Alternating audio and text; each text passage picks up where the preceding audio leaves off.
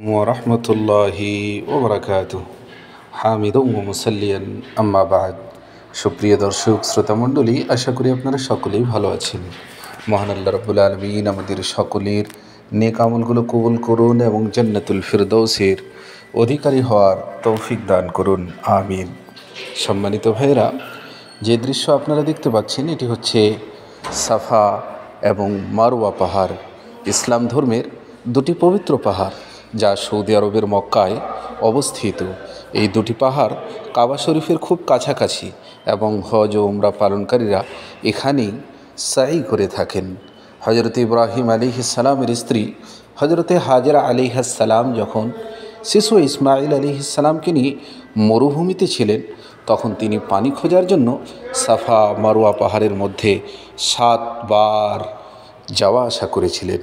এই ঘটনাকে স্মরণ করে মুসলিমরা হজ ও ওমরার সময় সাফা ও মারওয়া পাহাড়ের মধ্যে 7 বার যাওয়া আসার বিধান পালন করেন, আর একেই সাই বলা হয়ে থাকে।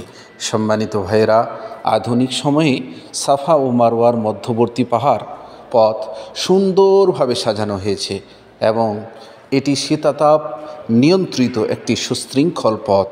পবিত্র কোরআনের সূরা আল বাকারা আয়াত নম্বর 158-তে বলা হয়েছে যে সাফা ও মারওয়া আল্লাহর নিদর্শনগুলোর অন্তর্ভুক্ত। তাই যারা হজ বা উমরা পালন করেন তাদের জন্য এই দুই পাহাড়ের মাঝে সাই করা একটি গুরুত্বপূর্ণ ইবাদত। এমনকি হজ ও উমরা পালন করা হবে না। তাই আল্লাহ রাব্বুল আলামিন আমাদের সকলকে এখানে আসার, হজ ও উমরা পালন করার এবং সাই করার তৌফিক দান করুন, আমিন। তাকাব্বাল ইয়া রাব্বাল আলামিন।